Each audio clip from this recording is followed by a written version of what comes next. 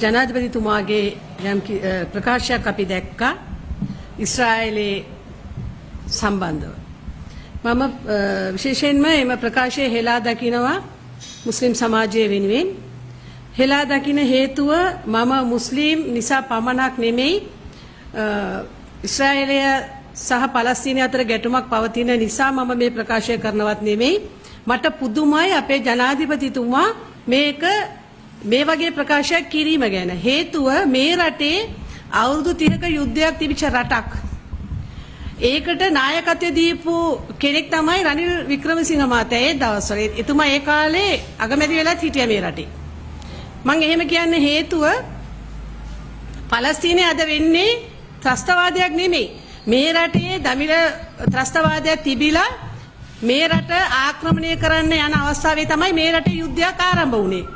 එතකොට කාට හරි කියන්න පුළුවන්ද මේක අපි ත්‍රස්තවාදයක් කරා කියලා? මේ ශ්‍රී ලංකාවේ මේ හමුදාව ත්‍රස්තවාදයක් කරා කියලා කියන්න පුළුවන්ද මේ දෙමළ ජනතාවත් එක්ක? තමන්ගේ භූමිය බේරගන්න සටනක් කරනවා නම් ඒක ත්‍රස්තවාදයක් වෙනවද මං අහන්නේ? ඒකම තමයි අද පලස්තීනයේ වෙන්නේ.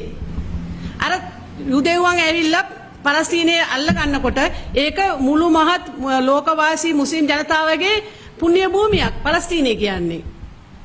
එතකොට ඒ පුණ්‍ය භූමිය ආක්‍රමණය කරනකොට ඒ වෙනුවෙන් සටන් වදිනකොට ඒ රටේ ජනතාව මේගොල්ලන් කියන උන් ත්‍රස්තවාදීන්ලු. ඒතර අපි අහන්නේ මෙයාට තියෙන සදාචාරයක් තියෙනවද ජනාධිපතිතුමනි? මම අහන්නේ ඔබතුමා කළේ ත්‍රස්තවාදීද එතකොට මේ රටේ? තමන්ගේ රට ආක්‍රමණය කරනකොට අපි ඒ වෙනුවෙන් සටන් කරලා ඒක ජයග්‍රහණය කරා නම් ඒක යුද්ධයක්. අනිත් පැත්තේ ඉන්න මිනිහා තමන්ගේ රට ආක්‍රමණය කරන උන් එක යුද්ධ කරනකොට ඒක ත්‍රස්තවාදයක්. මාරයි නේද මේ රටේ නීතිය? ඒතර මේකද සංහිඳියාව අගය කරන රටක් කියලා කියන්නේ?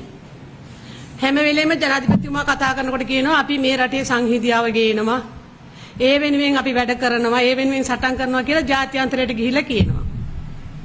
එහෙම දකින්නව නේද ඕගොල්ලෝ?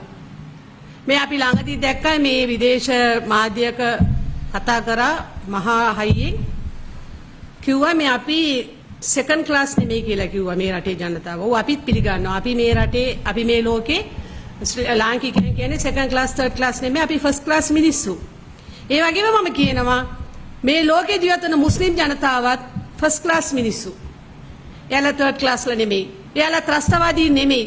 නමුත් අදටත් ඔයාලා හැමෝම දන්නවා, පිළිගත්තත් නොගත්තත් හැමෝගෙම හෘද සාක්ෂිය දන්නවා මේ ලෝකේ මුස්ලිම් වරුන්ගේ දේපල තමයි හැමෝම කොල්ල කෑවේ.